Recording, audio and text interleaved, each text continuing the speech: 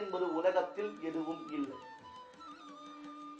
கண்ணன் பகவத்கீதையில் 13வது அத்தியாயத்தில் இந்த சரீரத்தை பற்றியதான ரகசியத்தை கூறுகிறான்.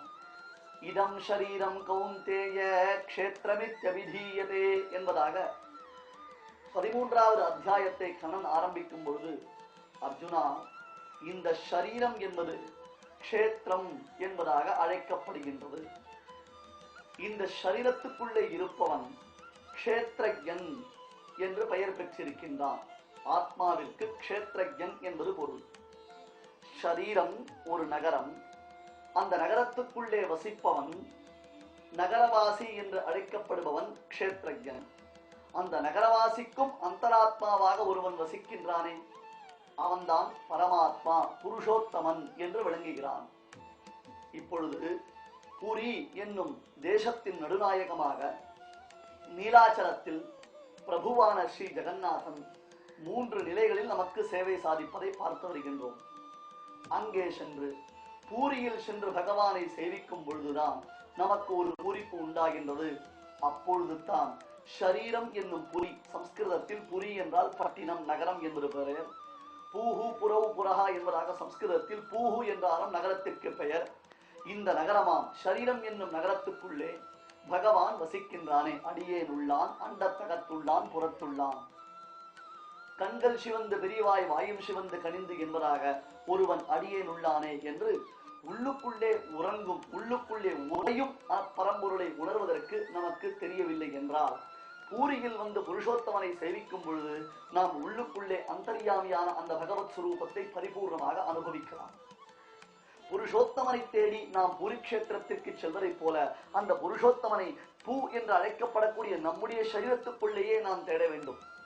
அப்படி ஹிருதய பண்டரீகத்தில் விளங்கும் எம்பெருமானை உணர்வதற்கு அர்ச்சா வடிவத்தில் ஒரு திவ்யமான திருமேனியை உபாசித்தால் தான் அது சாத்தியம் என்பதனாலே நாம் முதலில் அர்ச்சா வடிவத்தில் பகவானை சேவிக்க வேண்டும். அந்த அர்ச்சா வடிவம் தான் தற்பொழுது இந்திரத்யும்ன மகாராஜா செய்த தவத்தின் பயனாக புருஷோத்தமபுரியில் சேவை சாதிக்கின்றது. நீலாத்ரி என்னும் அழகிய சிகரத்தின் நடுவில் 3 திருமேனியுடன் சுபத்ரா தேவி, பலபத்ரன் என்பதாக தன்னுடைய சகோதரன் சகோதரியுடன் பகவான் ஸ்ரீ கிருஷ்ணன் விளங்குகின்றான். ராமானுஜனாக அந்த கிருஷ்ணனை நாம் சேவிக்கின்றோம். ராமானுஜ விஜய யாத்திரையில், ராமானுஜ வைபவத்தில் அந்த கிருஷ்ணனை நாம் சேவிக்கின்றோம். மாதவகா என்னும் திருநாமத்தை தற்பொழுது இப்பெருமானுடைய திவ்யமான திருவடிவாரத்தில் சமர்ப்பிக்கின்றோம். மாதவகா என்பதனாலே லக்ஷ்மி வல்லபன் என்பது பொருள். பிராட்டியினிடத்தில் வியாமோகம் உடையவன், பிராட்டியினிடத்தில் எப்பொழுதும் அவன் பிரியமானவன். இந்த அர்த்தம் துவனிக்கும்படியாக பல திருநாமங்களை பன்முறை நாம் பார்த்திருக்கிறோம். இதுதான் பகவானுடைய ஜெகத்பதித்துவத்திற்கு மாபெரும் சான்றாக அமைந்திருக்கிறது. எவன் ஸ்ரீயப்பதியோ அவன்தானே ஜெகத்பதி. ஜெகநாதன் என்று இவன் விளங்குவதற்கு யார் காரணம்? லக்ஷ்மி விசிஷ்டனாக இருப்பதுதானே காரணமாய் அமைந்திருக்கிறது. இந்திரத்யும்ன மகாராஜாவின் சரித்திர விசேஷங்களை எல்லாம் பார்த்து வரக்கூடிய நாம் தற்பொழுது மாதவகா என்னும் திருநாமத்தை அனுபவிக்கும் காலத்தில் ஒரு பக்தனுக்கு ஜெகநாதன் செய்த அனுகிரக விசேஷமாம் திருவிளையாடலை நினைக்கலாம். ஜெயதேவர் அஷ்டபதி என்னும் அற்புதமான ஒரு மாபெரும் காவியத்தை ஜெகநாதன் விஷயமாக படைத்திருக்கின்றார். ராதிகா ரமணனாக, ராதிகா லோலனாக, ராதாதேவி லக்ஷ்மி ஸ்வரூபிணியான ராதாதேவிக்கு மிகவும் பிரியமானவனாக அல்லது அவளிடத்தில் மிகவும் பிரியமுடையவனாக ஜெகநாதன் விளங்குகிறான். ஸ்ரீநாதன், ஜெகநாதன், ஜெகஜனனன் என்பதாக இவனுக்கு பல திருநாமங்கள் விளங்குகின்றன. அப்படிப்பட்டதான அந்த பிரபுவையினுடைய லீலா வினோதங்களை எல்லாம் எழுதும் பொழுது ஜெயதேவர் ஒரு பாடலில் குறிப்பிடுகிறார். எந்த சரணம், எந்த திவ்யமான அந்த சரணமானது நம்முடைய சம்சாரம் என்னும் தாபத்தை போக்கடிக்கக்கூடியதோ அப்படிப்பட்டதான கிருஷ்ணனுடைய சரணத்தை நாம் எல்லோரும் பிரார்த்திக்கின்றோம். பகவத் ராமானுஜர் நமக்கு காட்டி தந்த சரணாகதி மந்திரமான துவயம் என்னும் மகாமந்திரமும் நாராயணனுடைய சரணாரவிந்தத்தில் நான் சரணமடைகிறேன், நாராயணனுடைய கைங்கரியத்தை நான் அடைகிறேன் என்பதாக இந்த அர்த்த விசேஷங்களை உள்ளடக்கிய மகாமந்திரமாக விளங்குகிறது. பகவானுடைய 2 திருவடிகளையும் தளிர்புறையும் திருவடிகளையும் தலைமேலவே என்பதாக அந்த திருவடிகளைத்தான் நாம் நம்முடைய சிரசிற்கு அலங்காரமாக ஏற்றுக்கொள்கிறோம். பரதாழ்வானும் ராமனைத்தான் பார்க்க சென்று அந்த ராமனுடைய சங்க சக்கர கதா பத்ம ரேகைகளினாலே அடையாளமிடப்பட்டதான திவ்ய சரணங்கள் என் சிரசில் ஏறும் வரையிலும் என்னுடைய தாபம் தீராது என்று சபதமிட்டு சித்திரகூடத்தில் ராமனை சேவிப்பதற்கு வெகு விரைவாக சென்றார். அக்ரூரும் சங்க சக்கர கதாபத்த ரேகைகளால் அடையாளப்படப்பட்டதான பிரபுவினுடைய சரணங்கள் பதிந்துதான அந்த பூமியில் தான் விழுந்து பிறண்டால் தான் தன்னுடைய தாபங்கள் பாபங்கள் ஒழியும் என்று அந்த சரணத்தை தேடிச் சென்றார். இப்படிப்பட்ட கோமல சரணம், புண்ணிய சரித்திரன், புண்ணியமான திருவடிகளை உடையதான ஜெகநாதனுடைய திருவடிகளை நாம் பிரார்த்திக்கிறோம். ஜெயதேவர் தன்னுடைய அஷ்டபதி என்னும் மகாகாவியத்தை படைக்கும் காலத்தில் ராதாதேவியை கிருஷ்ணன் பிரார்த்திப்பதாக ஒரு ஸ்லோகத்தை அருளி செய்தார். ராதாதேவி, மன்மத தாபம் என்னை எரிக்கின்றது, அந்த மன்மதன் என்னை பாழாய்படுத்துகிறான். அப்படி மன்மத தாபத்தை தணிக்கும் உன்னுடைய தளிர் போன்ற திருவடிகளை என்னுடைய சென்னியில் நீ வைத்தால்தான், என்னுடைய சிரசில் நீ வைத்தால்தான் என்னுடைய தாபம் தீரும் என்று ராதாதேவியை பார்த்து கிருஷ்ணன் பிரார்த்திப்பதாக ஒரு ஸ்லோகத்தை அருளி செய்தார். ஆனால் ஜெயதேவருக்கு மனது ஒப்பவில்லையாம். இப்படி கிருஷ்ணனுடைய சிரசில் ராதாதேவி தன்னுடைய திருவடிகளை வைக்கலாமா, இது சரியில்லையே என்பதாக நினைந்து அந்த ஸ்லோகத்தை அடித்து விட்டார். அன்றைய தினத்தில் ஜெயதேவர் தைலஸ்நானம் செய்யும் காலம் ஆகையால், சரி நாம் தைலஸ்நானத்தை செய்துவிட்டு பின்னர் மீண்டும் ஸ்லோகங்களை எழுதலாம் என்பதாக அந்த சுவடிகளை ஒரு இடத்தில் வைத்துவிட்டு இவர் தலைக்கு நன்க எண்ணெய் தேய்த்துக் கொண்டார். தன் மனைவியினிடத்தில் கூறி, நான் நதிக்கு சென்று ஸ்நானம் செய்து விட்டு வருகிறேன் என்பதாக சென்று நதியில் ஸ்நானம் செய்தார். இப்படி நதிக்கரைக்கு ஜெயதேவர் சென்றவுடன் சிறிது நேரத்தில் மீண்டும் ஜெயதேவர் திரும்பி வந்தார். எண்ணெய் வழியும் அந்த தலையுடன், உடம்பில் எண்ணெய் பிசுக்குடன் வேக வேகமாக வந்த ஜெயதேவர் தான் வைத்த சுவடியை அவசர அவசரமாக தேடி எடுத்து அவர் மனைவி பார்த்து கொண்டிருக்கும் பொழுது, எந்த ஸ்லோகம் இது சரியில்லை, இது தவறு, இப்படி ஒரு அபச்சாரத்தை நாம் செய்யக்கூடாது, ராதாதேவியின் திருவடிகள் பகவானுடைய சிரசில் இருக்கக்கூடாது என்று நினைத்து அடித்தாரோ அந்த ஸ்லோகத்தை மீண்டும் எழுதி வைத்தார். அந்த ஸ்லோகத்தை மீண்டும் எழுதி வைத்துவிட்டு தன் மனைவியான பத்மாவதியினிடத்தில், நான் சென்று நதிஸ்நானம் செய்துவிட்டு வருகிறேன், பகவானுடைய ஆராதனத்திற்கு எல்லாவற்றையும் தயார் செய்து வைத்து விடு என்று சொல்லி அவர் கிளம்பி சென்றார். அங்கே ஒரு மாபெரும் அதிசயம் நடந்தது. அது என்ன ஆயிருக்கும்? நாம் சற்று காத்திருந்தால் தானே புருஷோத்தமன் நமக்கு திவ்யானுகிரகத்தை செய்வான். ஆகையால் அங்கே நடந்த அந்த ஆச்சரியத்தை அனுபவிப்பதற்கு சற்றே பொறுமையோடு நாம் காத்துக் கொண்டிருக்க வேண்டும். 741வது திருநாமம். ஓம் மாதவாய நமஹ. லக்ஷ்மிபதி. நாராயண பராலோகாஹ நாராயண பராசுராஹ நாராயண பரம் சத்யம் நாராயண பரம் பதம் நாராயண பரா பிருத்வி நாராயண பரம் ஜலம் நாராயண பரோ வன்னிஹி நாராயண பரம் நமஹ நாராயண பரோ வாயுஹோ நாராயண பரம் மனஹ அஹங்காரச்ச புத்திஷ்ச உபே நாராயணாத்மகே. மாதவஹ பக்தவத்சலஹ. அடியாருக்கு ஆட்படுத்தும் விமலன், அடியாருக்கு தன்னை தரும் கற்பகம், அடியார்கள் மனோரதங்களை எல்லாம் பூர்த்தி செய்யும் பரமாத்மா, பிராட்டி தன் கேள்வனாக விளங்குவதினாலே அபீஷ்ட வரப்பிரதனாக அப்பெருமானை நாம் சேவிக்கின்றோம். பூரி க்ஷேத்திரத்தில் மாதவன், பூரி க்ஷேத்திரத்தில் ஸ்ரீ ஜெகநாதன். ஆச்சரியமான சரித்திரங்கள் அநேகம் உண்டு. ஜெயதேவர் கீத கோவிந்தத்தில் ராதாதேவியின் திருவடிகளை தன் சிரசுக்கு அலங்காரமாக்கிக் கொள்ள வேண்டும் என்று கண்ணன் ஆசைப்படுவதாக ஸ்லோகத்தை இயற்றினார். அம்மா, மன்மத பானங்கள் என்னை சுட்டெரிக்கின்றன, மன்மதன் செய்யும் தீமையில் இருந்து என்னை காப்பாற்றிக் கொள்வதற்கு உன்னுடைய சரணத்தை தவிர்த்து எனக்கு வேறு வழி இல்லை என்று கண்ணன் ராதாதேவியை பிரார்த்திக்கிறான். முதலில் ஜெயதேவர் இந்த ஸ்லோகத்தை தான் இயற்றினார். அதன் பின்னர் இது தகாது என்பதாக அதை அடித்தார். நதிக்கு ஸ்நானம் செய்ய சென்றவர் மீண்டும் வந்து அந்த ஸ்லோகத்தை மறுபடியும் எழுதி வைத்தார்.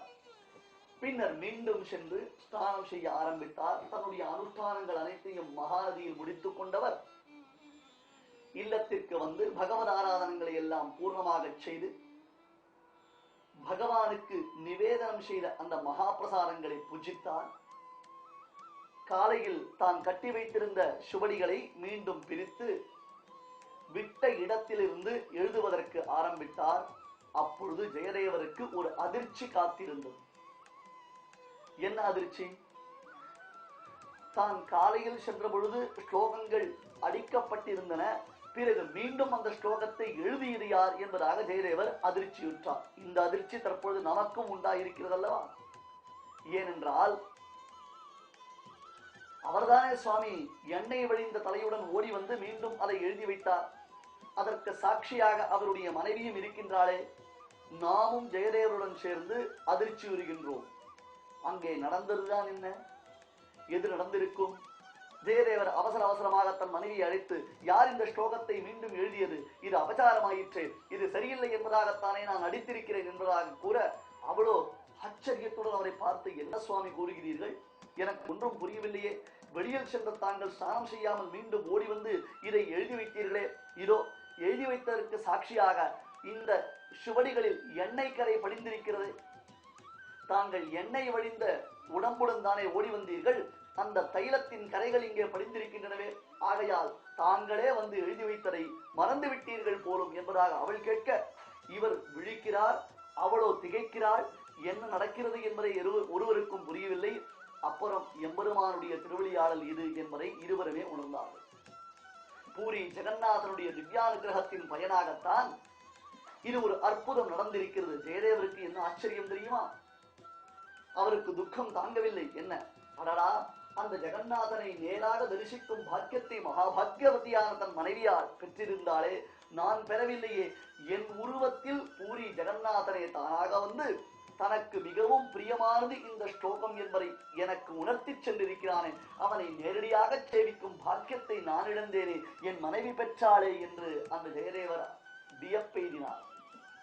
ஆம், ஜெகநாதனுடைய திருவடிகள் நம் பாவங்களை ஒழிக்கும். ஜெகநாதனுடைய திருவடிகள் நமக்கு சம்சார தாபத்தில் நிழல் தரும். ஜெகநாதனுடைய திருவடிகள் நமக்கு அமிர்தத்தை அளிக்கும். அந்த திருவடிகள் தான் நமக்கு உத்தேசம் என்பதாக நாம் பகவத் ராமானுஜர் காட்டிய வழியில் சரணாகதி செய்கின்றோம்.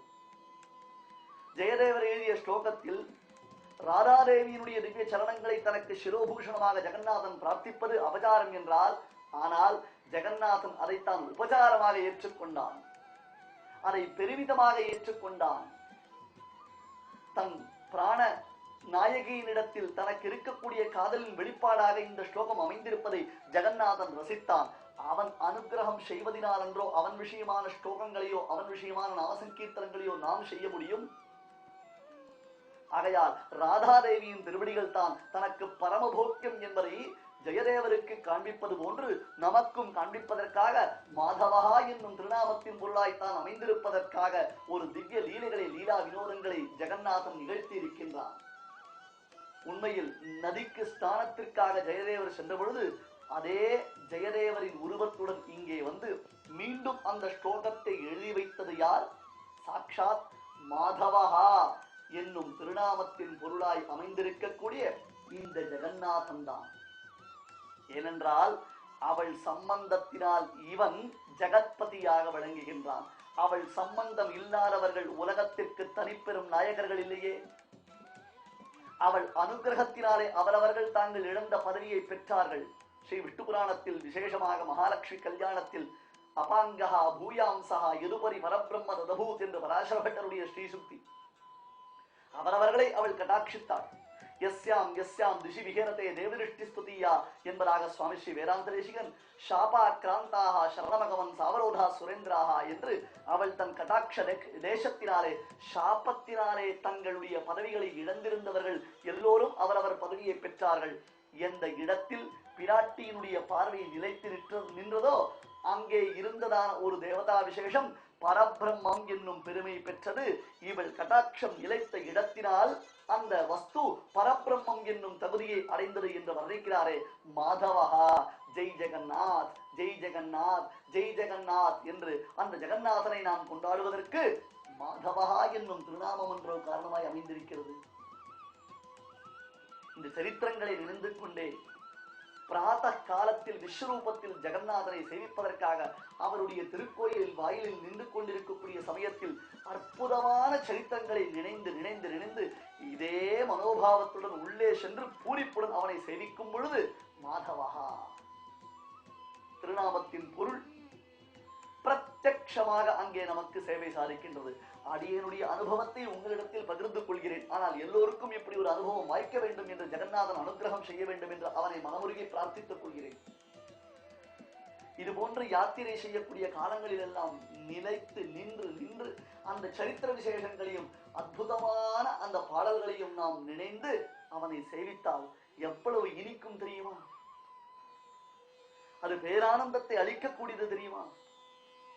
ராமானுஜருடைய திவ்ய திருநக்ஷத்திர திருநன்னாளில் அந்த ராமானுஜர் வழிபட்ட ஒப்புயர்வற்ற தெய்வதா விசேஷமான ஜெகநாதன், பலபத்ரன், சுபத்ரா தேவி, எத்தனை புராணங்கள், எத்தனை மகான்களுடைய சரித்திரங்கள், எத்தனை லீலா வினோதங்கள், அற்புதங்கள்.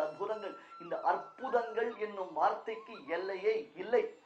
ஒரே காட்சியை நாம் திருப்பி பார்ப்பதாக நினைத்துக் கொண்டிருக்கலாம். ஆனால் இந்த காட்சி நம் இதயத்துக்குள்ளே உறையும் வரையிலும் நாம் இதை சேவித்துக் கொண்டே இருக்க வேண்டும். ஜெகநாதன் அனுகிரகம் செய்வானா? இந்திரத்யும்ன மகாராஜாவிற்கு பூரணமான அனுகிரகத்தை செய்தவன். ஏனென்றால் 1000 அஸ்வமேத மகாயாகங்களினாலே பகவானை ஆராதித்த மகாபிரபு இந்திரத்யும்ன மகாராஜா. அவருடைய உறுதியான உண்மையான பக்திக்கு இணங்கி தானே விருட்ச வடிவில் சமுத்திரத்தில் அவருக்கு சேவை சாதித்தார். அந்த விருட்சத்தை செதுக்கும் சிற்பி ஒருவன் அங்கே வந்து சேர்ந்தான். அந்த சிற்பிதான் மாமாயனாம் ஜெகநாதன். தொடர்ந்து நாம் அனுபவிக்கலாம். 742வது திருநாமம். ஓம் பக்தவத்சலாய நமஹ. பக்தர்களிடத்திலே மிகுந்த அன்பு உள்ளவர். பக்தவத்சலஹா, பிராட்டி தன் பிராணவல்லபன், தன் பக்தர்களிடத்தில் மிகுந்த பரிவு கொண்டவன். அப்படி பக்தர்களிடத்தில் அவனுடைய பரிவின் வெளிப்பாடுதான் இப்பொழுது நாம் புண்ணிய புரியான புருஷோத்தமபுரியில் எம்பெருமான் ஸ்ரீ ஜெகநாதனை தரிசிக்கின்றோம். பக்தவத்சலனாக தன் பக்தரிடத்தில் பரிவு காட்டும் பண்பாளனாக பரமாத்மா இல்லை என்றால் நம்மை போன்றவர்களுக்கு அவருடைய சேவையோ அல்லது அனுகிரகமோ எவ்விதம் கிடைக்கும்? இந்திரத்யும்ன மகாராஜா 1000 அஸ்வமேத யாகங்களினாலே பிரபுவை ஆராதிப்பதற்கு தலைப்பட்டான். அப்படி ஒரு மாபெரும் யாகம் நடந்தது. பிரம்மா, பரமசிவன், தேவேந்திரன், நாரதாரி மகர்ஷிகள் என்று எல்லோருமே அந்த யாகத்தில் பங்கு கொண்டார்கள். இந்த புரிக்ஷேத்திரத்திற்கு அடுத்ததாக பிந்து சரோவர் என்னும் புஷ்கரணியின் கரையில் ஒரு நகரம் அமைந்திருக்கிறது. தற்காலத்திற்கு அதற்கு புவனேஸ்வரம் என்பது பெயர். புராணங்களில் ஏகாம்பிரவனம் என்பதாக அது குறிப்பிடப்படுகின்றது. அங்குதான் பரமசிவன் ஸ்ரீ நீலமாதவனை ஆராதிப்பதாக நாம் புராணங்கள் மூலமாக அறிகின்றோம். இதே இடத்தில்தான் பரமசிவன் நாரத முனிவரை ஏகாந்தமாக அழைத்து பரம ரகசியமாக இந்திரத்யும்ன மகாராஜா செய்யும் தவத்தின் பயனாக நம் மாதவனுடைய தரிசனத்தை நாம் பெறப்போகின்றோம்.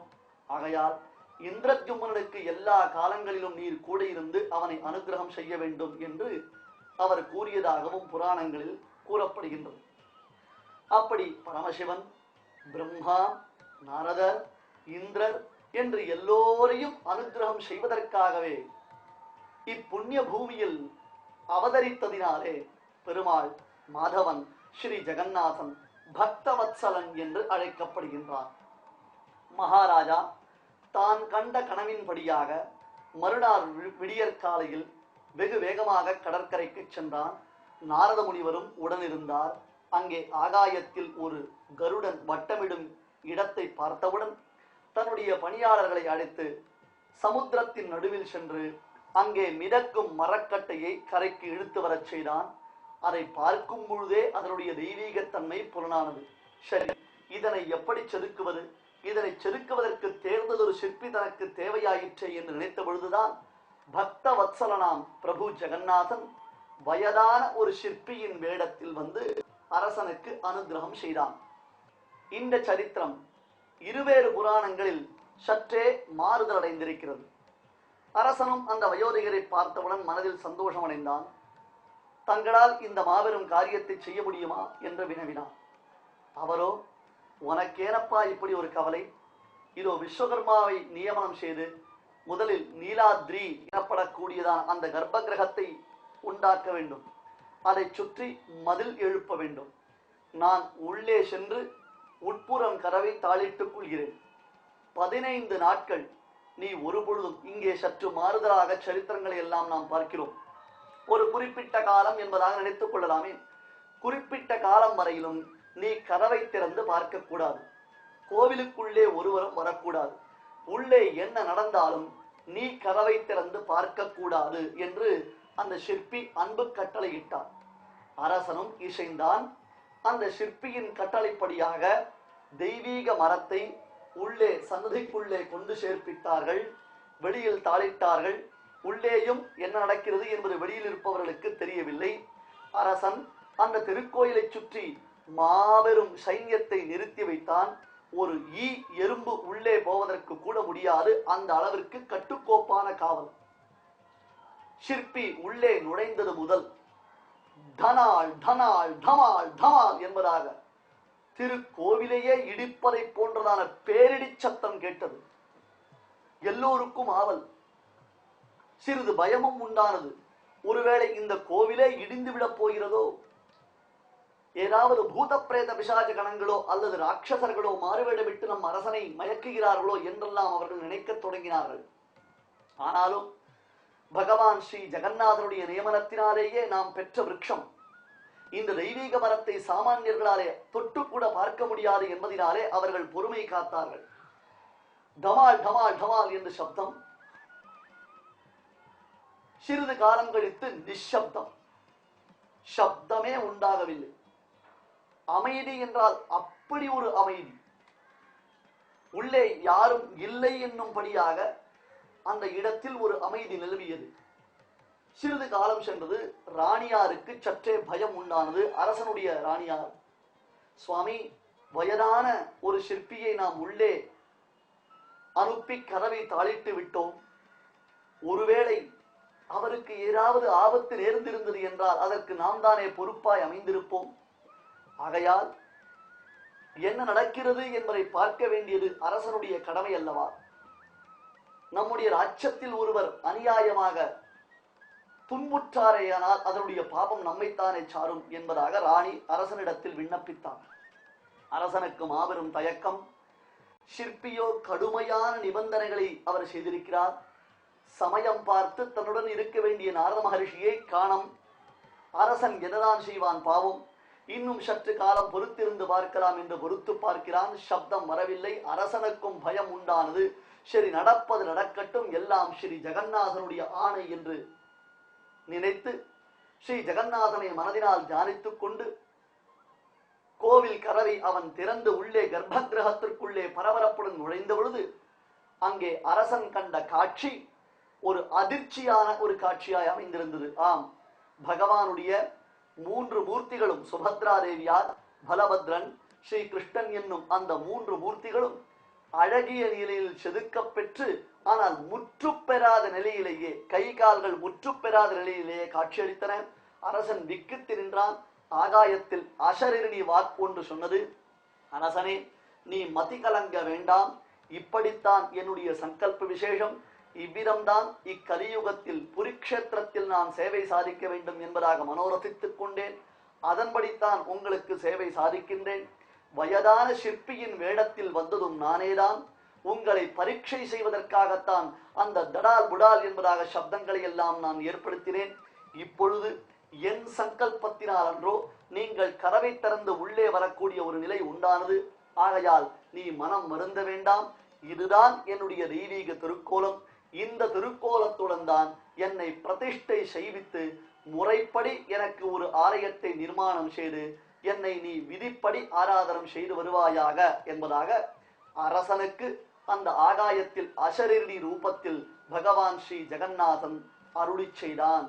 அதைத்தான் நாம் தற்பொழுது சேவிக்கக்கூடிய திவ்யமங்கல விக்கிரகமாக சேவிக்கின்றோம். பக்த வத்சலனான பிரபு தானே அனுகிரகம் செய்ய திருவுள்ளம் கொண்டு தானாக வந்து மாதவனாம் அந்த பரமாத்மா இந்திரத்யும்ன மகாராஜாவிற்கு செய்த அனுகிரகத்தின் பயனை நாம் இப்பொழுதும் அனுபவித்து வருகின்றோம்.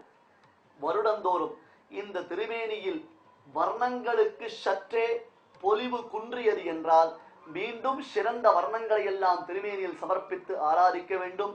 அதன் பின்னர் தாருமூர்த்தியான என்னுடைய இந்த மூர்த்தி விசேஷம் அதை எந்தெந்த சமயத்தில் மாற்ற வேண்டும் என்பதையும் நானே அனுக்கிரகம் செய்து உங்களுக்கு தெரிவிப்பேன் என்று கண்ணன் கூறினான். இப்படி புருஷோத்தம புரியில் லோகநாதனாம் ஜெகநாதனை இந்திரத்யும்ன மகாராஜா ஆராதித்தான். பிரபு பக்த வத்சலன், பத்துடை அடியவர்க்கு எளியவன் என்பதாக நம்மை போன்ற சாமானியர்களுக்கும் பரிபூர்ணமான அனுகிரக விசேஷத்தை இன்றளவும் செய்து கொண்டு வருகின்றான். தேவர்கள், யக்ஷர்கள், கிண்ணறர்கள், கிம்புருஷர்கள், சித்தர்கள், சாரணர்கள் என்று 33 கோடி தேவர்களும் மற்றும் உள்ளதான விசேஷர்களும் எல்லோரும் திரண்டு வந்து ஜெகநாதனுடைய திவ்யமான அந்த சேவையை கண்டுகளித்தார்கள். அரசன் விதிப்படியாக பகவானை அங்கே பிரதிஷ்டை செய்து ஆராதித்த பொழுது எல்லோரும் ஜெயகோஷத்துடன் ஜெகநாதனை துதித்தார்கள். உயர்ந்த ஜெகநாதனை தேவர்கள் துதித்த அந்த ஜெயகோஷத்தை நாம் இனி தொடர்ந்து அனுபவிக்க போகின்றோம். கட்டாயம் அந்த அனுபவ பரிவாகத்தில் நீங்கள்